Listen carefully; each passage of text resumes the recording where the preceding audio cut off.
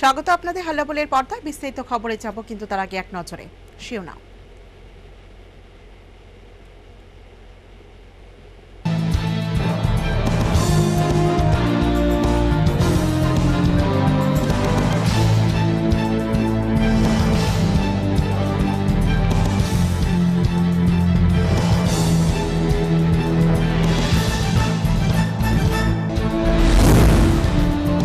সালেমার BSC chairman Bimal দেববর্মার ভাড়া ঘর থেকে প্রকাশ্যে দিন দুপুরে টিভি শো মূল্যবান সামগ্রী লুট করল সদলীয় কর্মীরা, চরম গোষ্ঠী কোন্দল বিজেপিতে। লকডাউন ও করোনার আবহে ঈদ উল ফিতর ও সমবেত নামাজে ছন্দ পতন, সারা দেশের সাথে রাজ্য সংক্ষিপ্ত আকারে উদযাপিত ধর্মপ্রাণ মুসলিমদের পবিত্র উৎসব ঈদ। মরণ ভাইরাস ও লকডাউনের কারণে সারা দেশের সাথে রাজ্য সংক্ষিপ্ত আকারে উদযাপিত বিদ্রোহী কবি কাজী নজরুল ইসলামের 121তম জন্মদিন। করোনা পরিস্থিতি মোকাবিলায় ক্লাব সহ বিভিন্ন সামাজিক সংস্থা কর্মকর্তাদের নিয়ে বৈঠক, শিক্ষামন্ত্রীর বৈঠকে অংশ নেন স্বাস্থ্য এবং আরক্ষা দপ্তরের প্রতিনিধিরা। পোস্ট কার্ডকে হাতিয়ার বানালেন বঞ্চিত 10,323 শিক্ষকগণ, লিখিত আকারে নিজেদের দুর্দশা ও দাবি আদায়ের লক্ষ্যে অবহিত করলেন মুখ্যমন্ত্রীকে।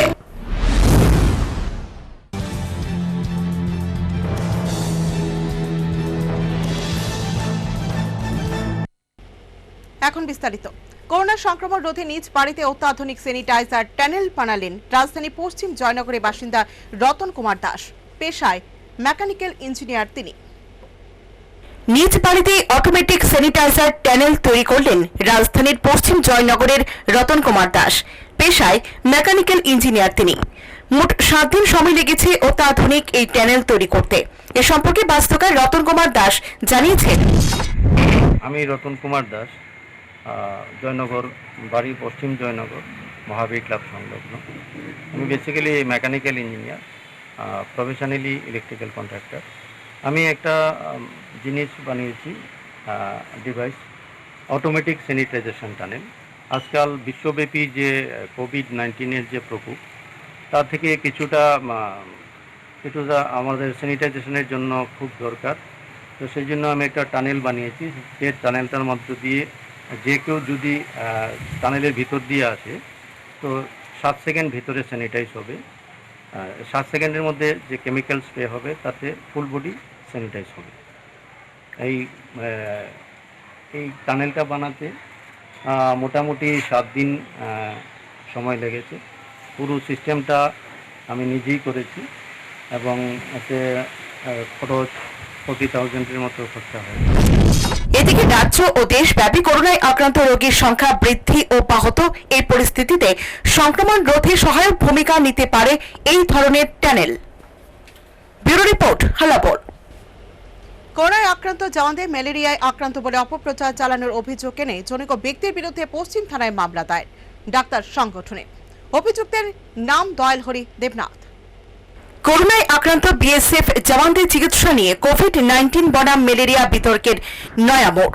এবার সোশ্যাল মিডিয়ায় অপপ্রচারের অভিযোগ এনে জনৈক দয়ালহরি দেবনাথের বিরুদ্ধে পশ্চিম থানায় মামলা দায়ের করেন অল ত্রিপুরা গভর্নমেন্ট ডক্টরস অ্যাসোসিয়েশনের কর্মকর্তাগণ। এ প্রসঙ্গে সংগঠনের সচিব ডাক্তার রাজেশ চৌধুরী জানিয়েছেন, ডাক্তার, নার্স সহ স্বাস্থ্যকর্মীদের হেয় প্রতিপন্ন করার লক্ষ্যে একাংশ দুষ্কৃতীরা কোভিড আক্রান্ত রোগীদের ম্যালেরিয়ায় আক্রান্ত বলে অপপ্রচার চালাচ্ছে। অল ত্রিপুরা গভর্নমেন্ট ডক্টরস অ্যাসোসিয়েশনের পক্ষ থেকে আইসি আজকে থানাতে একটা এফআইআর করার জন্য। মূলত এফআইআরটা যদিও আমরা একটা এফআইআর করছি, কিন্তু এরকম ঘটনা অনেক হইতে আছে। ব্যাপারটা হচ্ছে যে করোনার বিরুদ্ধে সমস্ত স্বাস্থ্যকর্মীরা, পুলিশরা, সাফাই কর্মীরা, সাংবাদিকরা দিনরাত এত পরিশ্রম করতে আছে। সেই পরিশ্রমটা হেয় প্রতিপন্ন করার জন্য এবং তাদের মনোবল ভাঙার জন্য কিছু দুষ্কৃতী সোশ্যাল মিডিয়ায় খুব অ্যাক্টিভিটি হয়ে পড়ছে। তারা বিভিন্ন মিথ্যা গুজব, বিভিন্ন অপপ্রচার চালাইতেছে যে করোনা রোগী যেগুলি ত্রিপুরাতে ডায়াগনোস হয়েছে সেগুলি নাকি মোটেও করোনা নয়, ম্যালেরিয়া পজিটিভ, এবং ডাক্তাররা সেগুলিকে ভুল রোগীরে করোনা বলে প্রমাণিত করে এসে চিকিৎসা করতেছে, যে কারণে আমাদের ডাক্তারদের এবং সমস্ত স্বাস্থ্যকর্মীদের সামাজিকভাবে খুব হেনস্থার শিকার হইতে হইতেছে। আমরা খুব অপমানিত বোধ করতেছি যে আমরা যেখানে এত মন প্রাণ দিয়ে দিনরাত পরিশ্রম করতেছি, সে আমরা এই পরিশ্রমটারে এমনভাবে অপমান করা এবং মনোবল ভাঙা, সেটা একটা জঘন্যতম অপরাধ। তো আমরা সেজন্য থানাতে এফআইআর করছি যে যে দয়াল হরিদেবনাথ নামে একজন দুষ্কৃতী, সে সোশ্যাল মিডিয়াতে কিছুদিন আগে এরকম একটা পোস্ট দিয়েছে যে আসাম রাইফেলে যে সমস্ত রোগীদের করোনা পজিটিভ পাওয়া গেছে বিএসএফে, তারা নাকি মোটেও করোনা পজিটিভ না, ম্যালেরিয়া পজিটিভ। এবং তার এই বক্তব্যটা অনেকেই দেখে সাপোর্ট করছে এবং ডাক্তারদের গালিগালাজ করছে। তা আমরা এফআইআর করছি ওই লোকটা যাতে অচিরেই গ্রেপ্তার করা হয় এবং তার বিরুদ্ধে যথাযোগ্য শাস্তি প্রয়োগ করা হয়। সোশ্যাল মিডিয়ায় এই ধরনের আরো অনেক অপপ্রচার অব্যাহত রয়েছে বলেও অভিযোগ করেন ডক্টর চৌধুরী। ব্যুরো রিপোর্ট, হাল্লা বল। কোভিড কেয়ার সেন্টারে চিকিৎসাধীন জওয়ানরা করোনায় আক্রান্ত নাকি ম্যালেরিয়া আক্রান্ত? সাংবাদিক সম্মেলনে রাজ্য সরকারের নিকট এই প্রশ্ন রেখেছিলেন কংগ্রেসের অ্যাক্টিং সভাপতি পীযূষ কান্তি বিশ্বাস। সেই সাথে প্রকৃত সত্য উদ্ঘাটনের জন্য রাজ্য সরকারের নিকট স্পষ্টীকরণও চেয়েছিলেন তিনি। রিপোর্ট বাতিলের দাবিও জানিয়েছিলেন তিনি। যখনই শুনেছি একটা আধা সামরিক বাহিনীর এবং আপনার ডিসিপ্লিন ফোর্স এখানে বাইরে তার এবং আমরা তখন এর উপরে স্কুলে যে এয়ারপোর্টের বাইরে কেউ এসেছে তার সে আক্রান্ত সেই জন্য আমরা তখনই দাবি করেছিলাম এটাকে রিয়েলিটি এটার ইনভেস্টিগেশন করে দেখো সত্যরা যদি করোনা থেকে কিভাবে করতে গেছে। এখন সেই রিপোর্ট আমাদের দাবি পত্র সে উনি করেছেন, আমরা তার জন্য ধন্যবাদ জানিয়েছি মুখ্যমন্ত্রীকে। এই ইনভেস্টিগেশনের দায়িত্ব আইনিকের দায়িত্ব জন্য আমরা কিন্তু সন্তুষ্টি প্রকাশ করেছি এবং ওনাকে আমরা ধন্যবাদও জানিয়েছি। কিন্তু আজকে রিপোর্ট এসেছে, আমরা চাই এই রিপোর্টটা ফাঁস করা হোক, পাবলিককে জানানো হোক, সত্যিকারের ফিরে হোক। কারণ এই সময় যে কোনো ফেক নিউজ মানুষের জীবনে মানে এটা বিশালভাবে মানুষের কিন্তু রাজ্য সরকার আজ পর্যন্ত সেই ইস্যুতে আজ অবধি কোনো প্রকার স্পষ্টীকরণ দেয়নি। তবে বর্তমানে রাজ্যে এই ইস্যুতেই ঝড় বইছে প্রবল বেগে। ব্যুরো রিপোর্ট, হাল্লা বল। বিশাখা ৮ নং ওয়ার্ড সংলগ্ন কংগ্রেস ভবন চত্বরে আগুন। এ নিয়ে কয়েকবার আগুন লেগেছে ওই স্থানে। বিশ্রামগঞ্জ থেকে দমকল কর্মীরা এসে সেই আগুন নিয়ন্ত্রণে আনে। রাজ্যের বুকে বেহাল কর্মসংস্কৃতিতে ঢুকছে শ্রম দপ্তরও।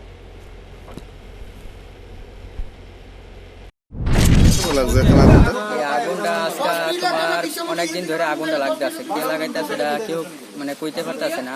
বুঝছেন, এইভাবে তো আমাদের বাড়ি টাড়ি আছে, এদিকে অনেক আগুন টাগুন লাগতেও পারে, ঠিক আছে। এদিকে অনেক পরিবার আছে, ঠিক আছে। ফায়ার সার্ভিসটা ফোন করা হয়েছে, ফায়ার সার্ভিস বলে চুরি লাম গেছে। তো এটা মানে আরো লেট হইলে তো আমরা তো বাড়ি ঘর তো এটা ফিরে যাবো না, তো ওইভাবে তো হইতো না। তো এটা কোন জায়গা? এটা আমরা হচ্ছে বিশালগড় নিচে বাজার ধরে। কখন লাগছে আগুন? আগুনটা লাগছে প্রায় আধা ঘন্টার উপরে হয়ে গেছে। ফায়ার সার্ভিস, বিশালগড় ফায়ার সার্ভিসে ফোন করছেন? ফোন করছি, ফোন করার পর ফায়ার সার্ভিস বলে চড়িলাম গেছে গা, বলে আইসে না, লেট হইব। তো এইভাবে লেট হইলে তো আমরা তো বাড়ি ঘর আছে। এখন কোনখান থেকে আইতেছে ফায়ার সার্ভিস? এখন ফায়ার সার্ভিসটা কই থেকে আইতেছে সেটা শোনা গেছে। চড়িলামের ফায়ার সার্ভিসটা আইব যে, তো আইব যে যদি আরো লেট করে তো আমরা তো বাড়ি ঘর আছে। এটা তো ব্যুরো রিপোর্ট, হাল্লা বল। স্কুল শিক্ষা দপ্তরের উদ্যোগে রাজধানী বাণী বিদ্যাপীঠ স্কুলে অনুষ্ঠিত হয় কবি নজরুল ইসলামের ১২১তম জন্মদিন উদযাপন অনুষ্ঠান। সামাজিক দূরত্ব বজায় রেখে সংক্ষিপ্ত আকারে আয়োজিত এই অনুষ্ঠানে অংশ নেন শিক্ষামন্ত্রী সহ বিশিষ্টজনেরা।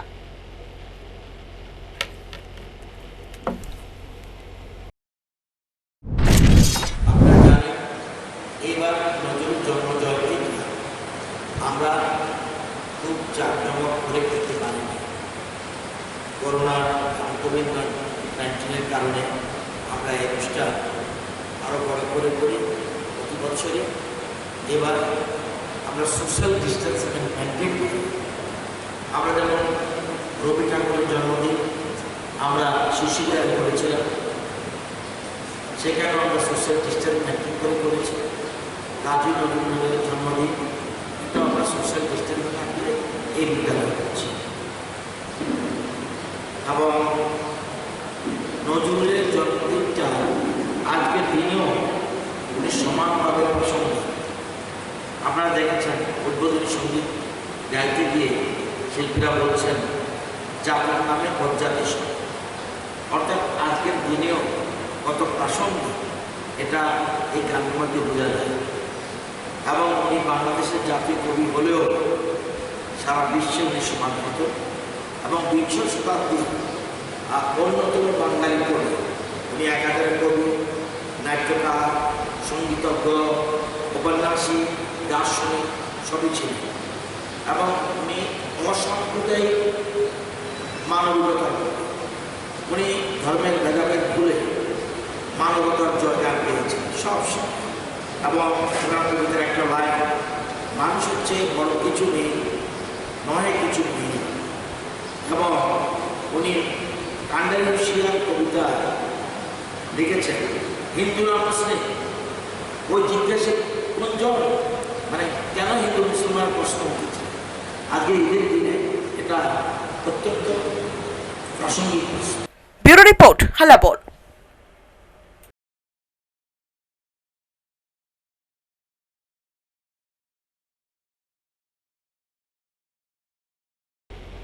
ফাঁসিতে আত্মহত্যার চেষ্টা, বিশালগড় রাস্তার মাথায়। বর্তমানে টিএমসিতে মৃত্যুর সঙ্গে পাঞ্জা লড়ছে সে। লকডাউনে বেড়ে গেছে আত্মহত্যার প্রবণতা। সোমবার এক গৃহবধূ ফাঁসিতে আত্মহত্যার চেষ্টা করেন বিশালগড় রাস্তার মাথায় সুকান্ত কলোনিতে। ঘটনার বিবরণী প্রকাশ। চাঞ্চল্যকর ঘটনাটি প্রথমে প্রত্যক্ষ করেন গৃহবধূর ননদ। মূলত ননদের চিৎকার শুনেই গ্রামবাসীরা এসে ফাঁস খুলে দিয়ে ঘটনাস্থলে অনিবার্য মৃত্যু হাত থেকে আপাতত বাঁচিয়ে দেয় স্থানীয় দুলাল দাসের স্ত্রী ঝুমা দেবনাথ দাসকে। খবর পেয়ে গৃহবধূকে উদ্ধার করে বিশালগড় হাসপাতালে নিয়ে যায় দমকল কর্মীরা। ঘটনাটি আমরা কল পাইছি, ফাঁসি জয় না, তারা কইছি ওখানে যেতে রয়েছি, এরপরে আমরা গেছি আনছি। পেশেন্টে কি ছিল? ফাঁসি ফাঁসি বলে দিছে। আপনারা কি গাছের থেকে না নামাইছেন? না না, আমরা ওখানে সই না পাইছি। কোন জায়গার পেশেন্ট? সুগানটা কলেনি না, বকুলনগর সুগানটা কলেনি। এদিকে গৃহবধূর অবস্থা সংকটজনক হওয়ার কারণে তাকে টিএমসিতে রেফার করা হয়। বর্তমানে টিএমসিতে মৃত্যুর সঙ্গে পাঞ্জা লড়ছে গৃহবধূ। অপরদিকে দুলাল দাসের পূর্বতন স্ত্রী শরীরে কেরোসিন ঢেলে আত্মহত্যা করেন বলে সূত্রে খবর। গৃহবধূর আত্মহত্যার চেষ্টার ঘটনাকে কেন্দ্র করে গোটা এলাকায় ব্যাপক চাঞ্চল্য দেখা দেয়। Bureau report, Halabol.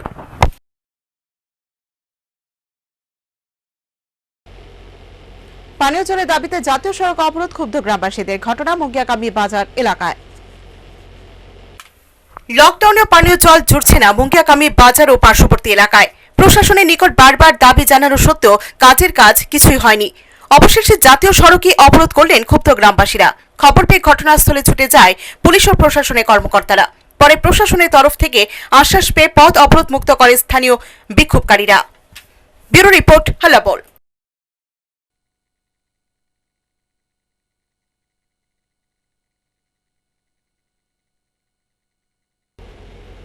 রাজধানীর নজর কলাক্ষেত্রে সংক্ষিপ্ত আকারে অনুষ্ঠিত হয় তথ্য সংস্কৃতি দপ্তর আয়োজিত কবি প্রণাম অনুষ্ঠান। অনুষ্ঠানে অংশ নেন মুখ্যমন্ত্রী বিপ্লব কুমার দেব। সারা দেশের সাথে রাজ্যেও সংক্ষিপ্ত আকারে উদযাপিত হয় বিদ্রোহী কবি কাজী নজরুল ইসলামের 121তম জন্মদিন। রাজধানীর নজরুল কলাক্ষেত্রে তথ্য সংস্কৃতি দপ্তরের উদ্যোগে আয়োজিত অনুষ্ঠানে অংশ নেন মুখ্যমন্ত্রী। করোনা ও লকডাউনের জেরে মঞ্চস্থ হয়নি কোনো প্রকার সাংস্কৃতিক অনুষ্ঠান। তবে বিদ্রোহী কবির মর্মর মূর্তিতে মাল্যদান করেন মুখ্যমন্ত্রী বিপ্লব কুমার দেব। সাক্ষাৎকারে তিনি জানান, কাজী নজরুল ইসলামের আজকে 121তম জন্মবার্ষিকী আমরা পালন করছি। আমরা সবাই অবগত আছি যে করোনা ভাইরাসের যে সংক্রমণ বিশ্ব জুড়ে, তার বাইরে ত্রিপুরাও না, তো তার কারণে সোশ্যাল ডিস্টেন্সিং মেনটেন করে আমাদের বিভিন্ন কার্যক্রমে ভাগ নিতে হয়। কিন্তু কাজী নজরুল ইসলাম এমন একজন ব্যক্তিত্ব ছিলেন যিনি একদিকে স্বাধীনতা সংগ্রামী, বিদ্রোহী কবি, সাহিত্যকার, লেখক, দার্শনিক এবং আমাদের পার্শ্ববর্তী রাষ্ট্র বাংলাদেশের জাতীয় কবি। ত্রিপুরা সহ ভারতবর্ষের বিভিন্ন প্রান্তে বিদ্রোহী কবি কাজী নজরুল ইসলামের স্বাধীনতা সংগ্রামে ওনার যে বলিদান, আমরা সবাই সেই বিষয়ে অবগত আছি। সাংস্কৃতিক জগতে এক নতুন দিশা দিয়েছেন, সেই দিশাতে আমরা সবাই মিলেমিশে কাজ করব। করোনা নিয়ে শিক্ষামন্ত্রী রতনলাল নাথের উপস্থিতিতে সদর মহকুমা কার্যালয়ে গুরুত্বপূর্ণ বৈঠকে অংশ নেন পুলিশ, স্বাস্থ্যকর্মী সহ আগরতলার বিভিন্ন ক্লাবের কর্মকর্তারা। করোনা পরিস্থিতি মোকাবেলায় পুলিশ, স্বাস্থ্য দপ্তর ও ক্লাব কর্মকর্তাদের নিয়ে বৈঠক করলেন শিক্ষামন্ত্রী রতনলাল নাথ। সোমবার সদর মহকুমা শাসকের কার্যালয়ে শিক্ষামন্ত্রীর পৌরোহিত্যে অনুষ্ঠিত হয় এই বৈঠক প্রসঙ্গে শিক্ষামন্ত্রী জানিয়েছে, বহিরাজ্য থেকে ঘরে ফেরা রাজ্যবাসীদের নিয়ে যে সমস্যা দেখা দিয়েছে, সমস্যার সমাধানের লক্ষ্যে সদর মহকুমা প্রশাসনের উদ্যোগে এই বৈঠক। সদরের মহকুমা শাসক, স্বাস্থ্য দপ্তর সহ আরক্ষা দপ্তর সহ বেশ কয়েকটা দপ্তরের সাথে সম্মিলিতভাবে সদরের অন্তর্গত মূলত আগরতলা যেসব সামাজিক সংস্থা রয়েছে, ক্লাবগুলি রয়েছে, আমরা জানি ক্লাবদের একটা বিরাট ভূমিকা রয়েছে সমাজের বিভিন্ন উন্নয়ন বলুন বা বিভিন্ন সমস্যা নিরসনে ক্লাবগুলির একটা বিরাট ভূমিকা থাকে। তো বর্তমান অবস্থায় সারা বিশ্বে এবং দেশে, রাজ্যে যে উদ্ভূত সমস্যা, এক্ষেত্রে প্রতিনিয়ত আমরা নতুন নতুন সমস্যার সম্মুখীন হচ্ছি। এই ক্ষেত্রে ক্লাবগুলির আমাদের সাহায্য অত্যন্ত জরুরি। সেজন্য প্রশাসন থেকে ক্লাবগুলিকে আহ্বান করা হয়েছে তাদের সহযোগিতার জন্য। ওয়ার্ল্ড হেলথ অর্গানাইজেশন সবচেয়ে গুরুত্ব দিয়েছে, চিকিৎসার থেকে গুরুত্ব দিয়েছে, বাড়ির মধ্যে যেন আমরা আবদ্ধ থাকি। যদি আবদ্ধ থাকি তাহলে এটা ছড়াবে না। তো এক্ষেত্রে কিছু কিছু জায়গায় এসব সমস্যা এসে না বুঝে, যেমন এখানে আপনার মন্ত্রীবাড়ি রোডেও একটা পত্রিকায় দেখেছি, সেখানে একটা সমস্যা দেখা দিয়েছে। তো প্রশাসন, সরকার তো কয়েকজন ব্যক্তি, সব তো হলো জনগণ। তো এই জন্য ক্লাবের ভূমিকা আমরা অতীতে দেখেছি, বর্তমানেও দেখেছি, তাদের একটা বিরাট ভূমিকা থাকে। এই জন্য তাদের সাহায্য আমাদের দরকার। সব কাজ পুলিশ দিয়ে হয় না, সব কাজ আইন দিয়ে হয় না।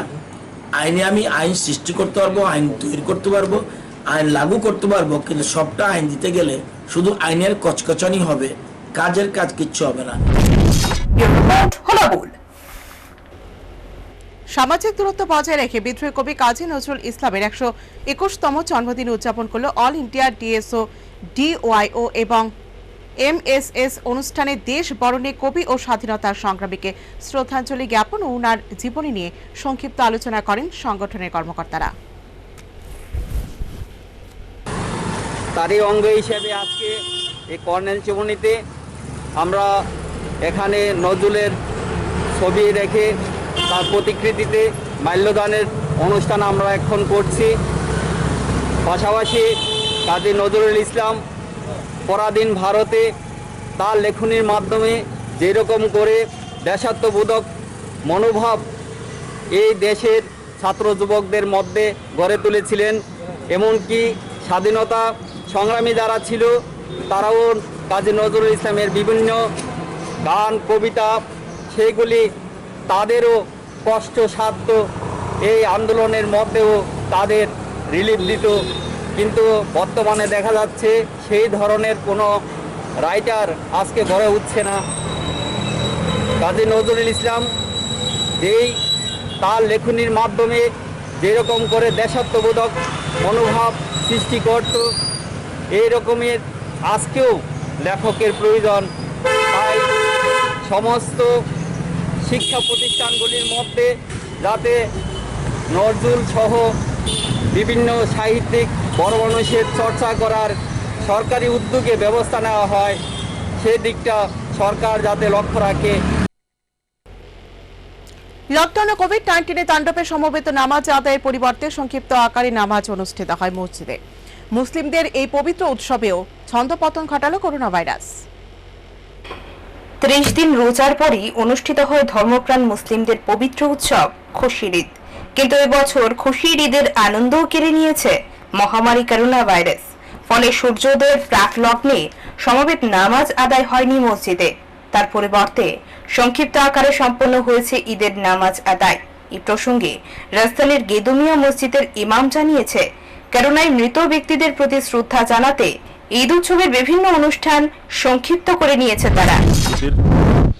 এক মাস ধারাবাহিক রমজানের রোজা রাখার পর আল্লাহর পক্ষ থেকে নির্ধারিত এই ঈদ আসে। ঈদ মানে খুশি, ঈদ মানে উল্লাস, ঈদ মানে আনন্দ, ঈদ মানে উৎসব।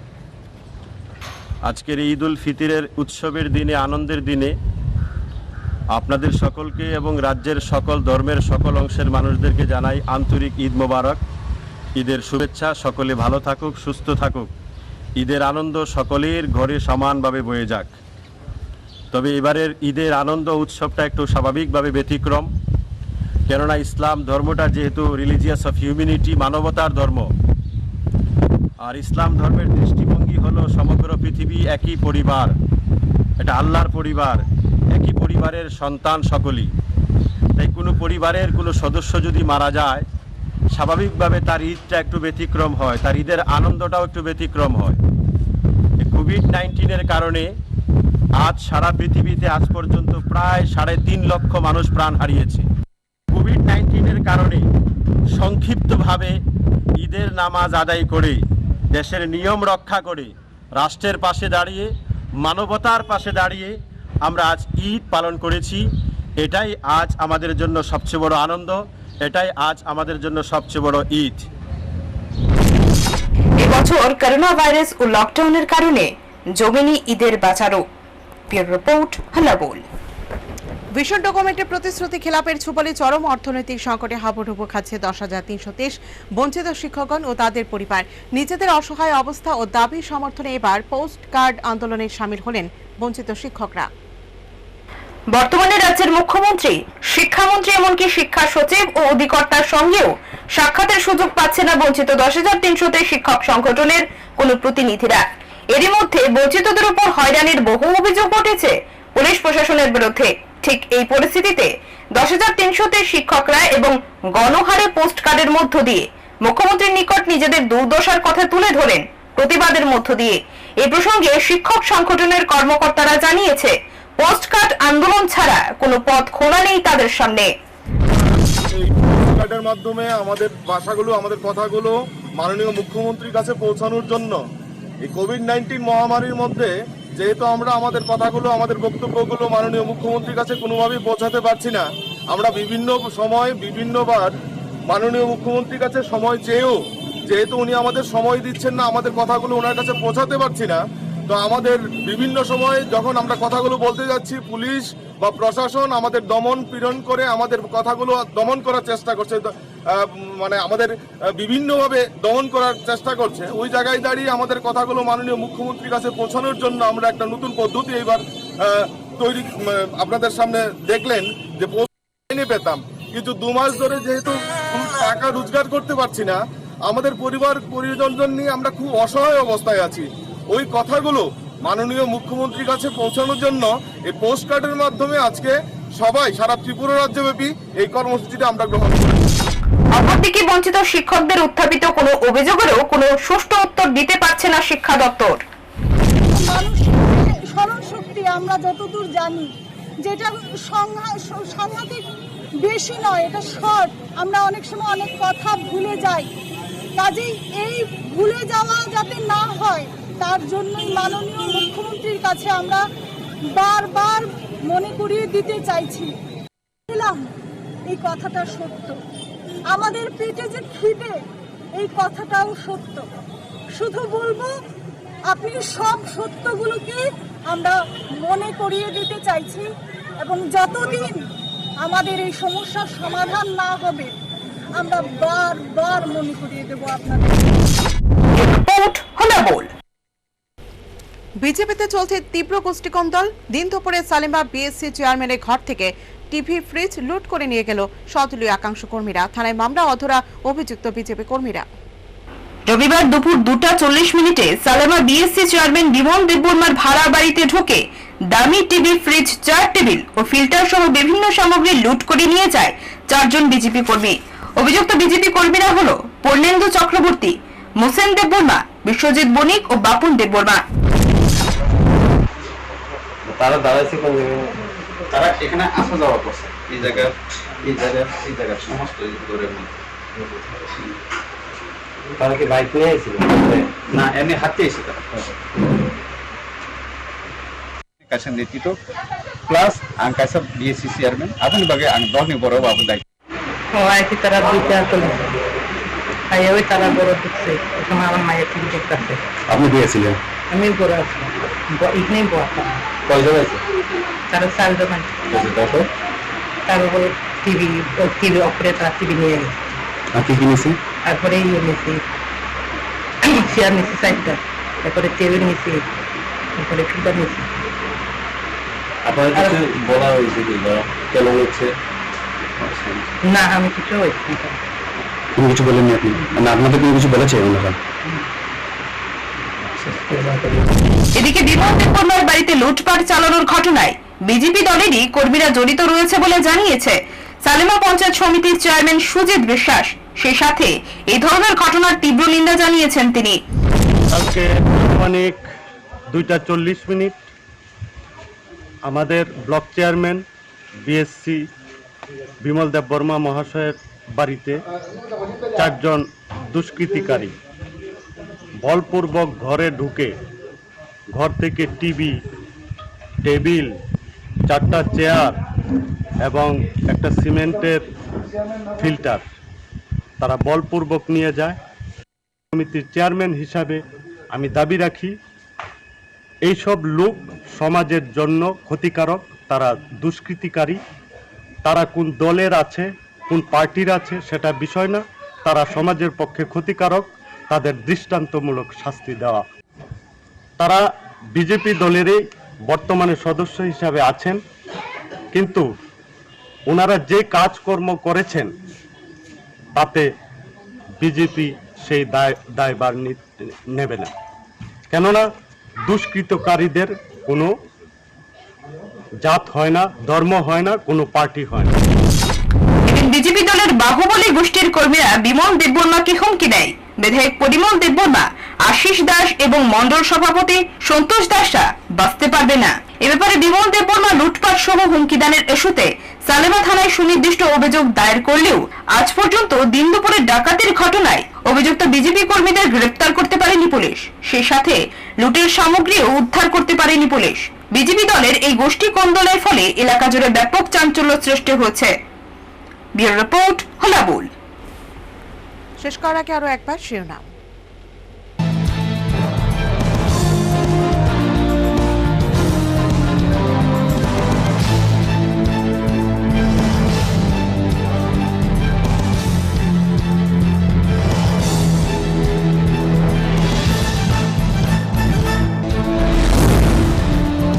সালেমার বিএসসি চেয়ারম্যান বিমল দেববর্মার ভাড়া ঘর থেকে প্রকাশ্যে দিন দুপুরে টিভি সহ মূল্যবান সামগ্রী লুট করল সদলীয় কর্মীরা। চরম গোষ্ঠী কোন্দল বিজেপিতে। লকডাউন ও করোনার আবহে ঈদ উল ফিতর ও সমবেত নামাজে ছন্দ পতন। সারা দেশের সাথে রাজ্য সংক্ষিপ্ত আকারে উদযাপিত ধর্মপ্রাণ মুসলিমদের পবিত্র উৎসব ঈদ। মরণ ভাইরাস ও লকডাউনের কারণে সারা দেশের সাথে রাজ্য সংক্ষিপ্ত আকারে উদযাপিত বিদ্রোহী কবি কাজী নজরুল ইসলামের 121তম জন্মদিন। করোনা পরিস্থিতি মোকাবিলায় ক্লাব সহ বিভিন্ন সামাজিক সংস্থা কর্মকর্তাদের নিয়ে বৈঠক। শিক্ষামন্ত্রীর বৈঠকে অংশ নেন স্বাস্থ্য এবং আরক্ষা দপ্তরের প্রতিনিধিরা। পোস্ট কার্ডকে হাতিয়ার বানালেন বঞ্চিত 10,323 শিক্ষকগণ। লিখিত আকারে নিজেদের দুর্দশা ও দাবি আদায়ের লক্ষ্যে অবহিত করেন মুখ্যমন্ত্রীকে।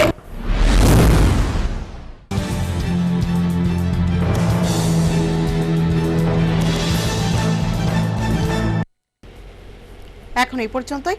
ততক্ষণে চলার পথে সময়ের সাথে মানুষের পাশে। হ্যালো বল।